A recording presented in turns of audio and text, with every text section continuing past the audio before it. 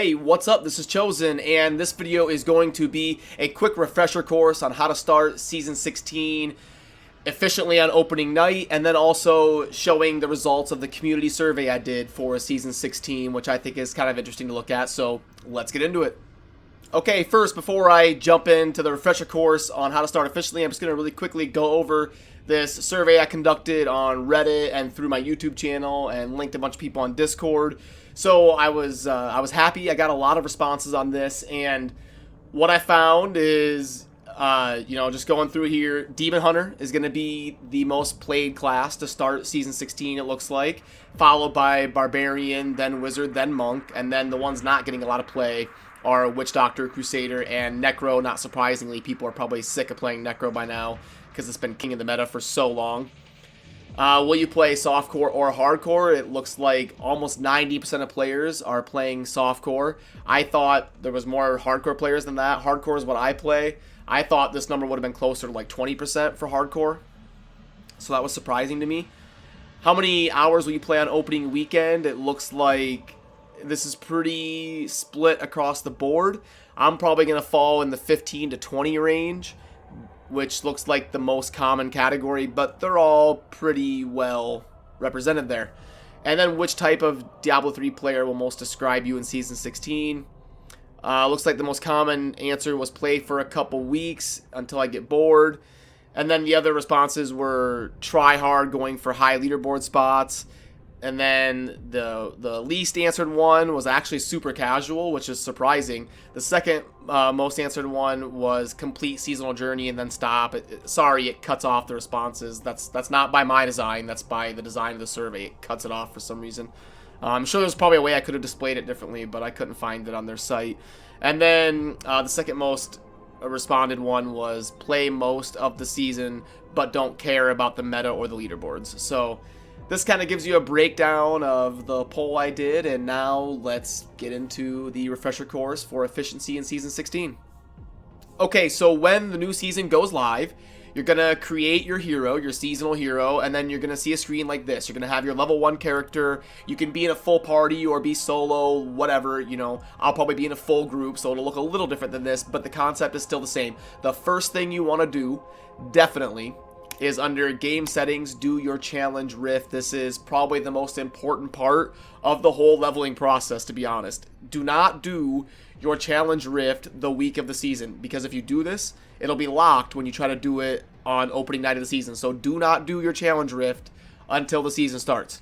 So you don't have to do this solo. You don't have to, like, if you're in a full group, you don't have to split up to go do this or anything. You can do this as a 4-person group all at the same time.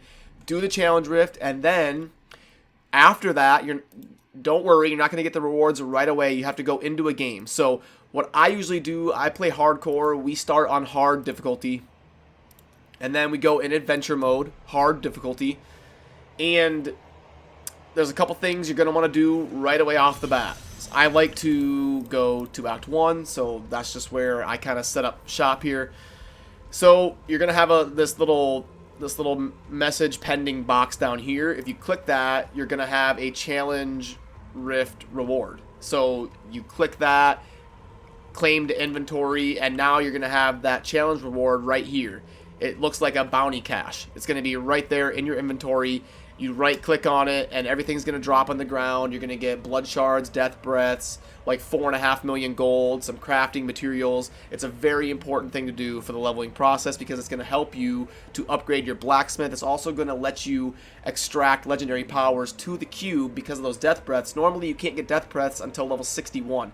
So getting those death breaths that early is going to help you get that blacksmith up to level 70 to craft level reduced items when you hit level 42. I know I'm spewing out a lot of numbers and stuff, but trust me, once you're playing, it will make sense.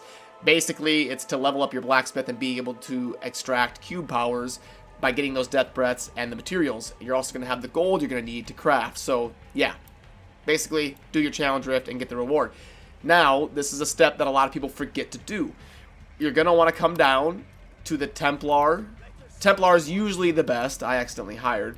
But you're going to go to their inventory, and you're going to want to take your follower's weapon. Now, just because I'm playing a Demon Hunter, I don't have to take the Enchantress dagger. Like, I can take the Templar, because what you'll see is your starting weapon as the Demon Hunter and as any character, it's going to be a 3.0 DPS.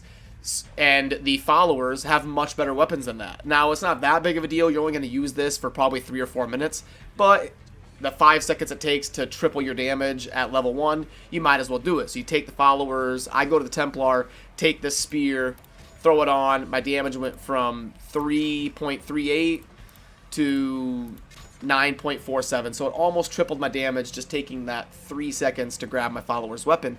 Now, what a lot of people like to do is go and kill a boss that is part of a bounty quest, because then you're going to get that chest after killing the boss, and it's going to drop a couple rares and blues for you to equip on your character. So what I like to do is check Act 2 and check if Zoltan Kulle or Magda are a bounty, and in this case, usually one of them is a bounty. Usually kill Zoltan Kulle or kill Magda is a bounty. One of these two.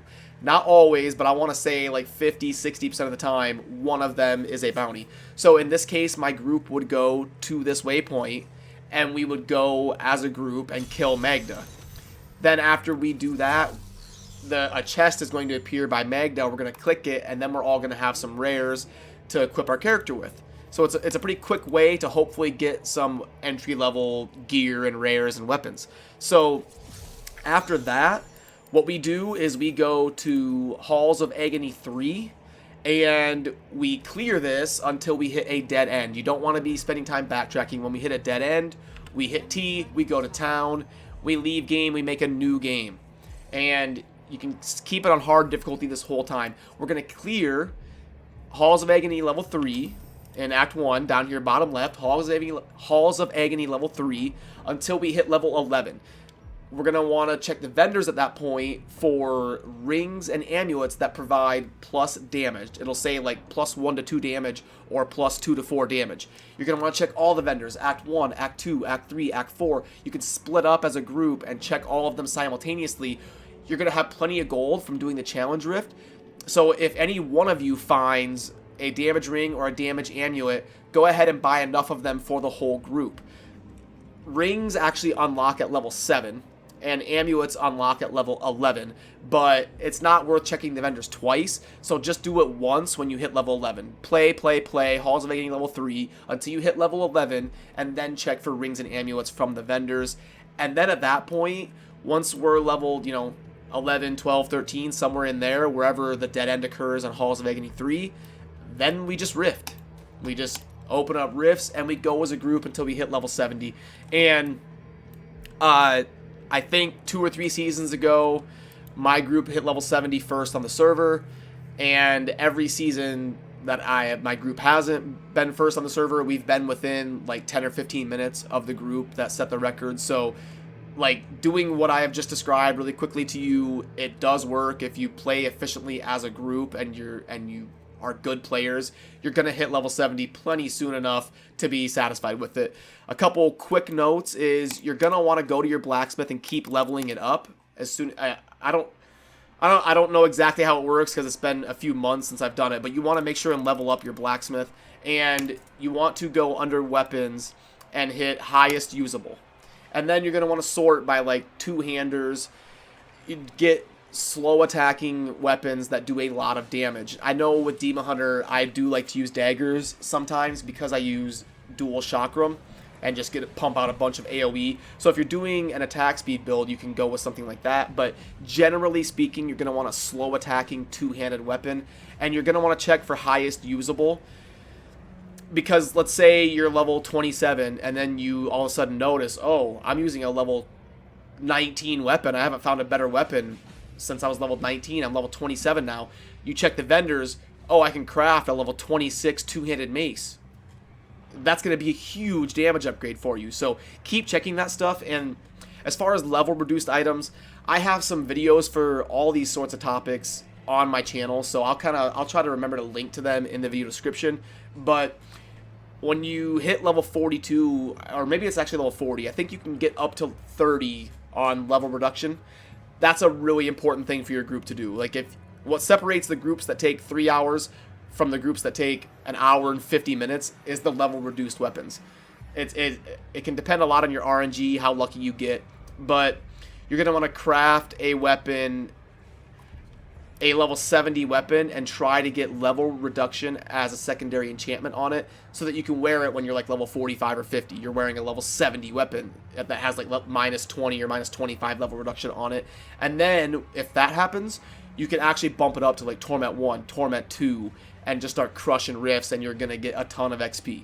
So you will have to lower it down once you get to like level 60, 61, 62. You're going to have to start lowering it down and eventually taper off to hard again. And then, you know, 64 to 70 can be kind of a slow process, but you will get there. And if you have any questions, make sure and let me know down in the comments. I'm very responsive. I'll do my best to help you out if you have questions.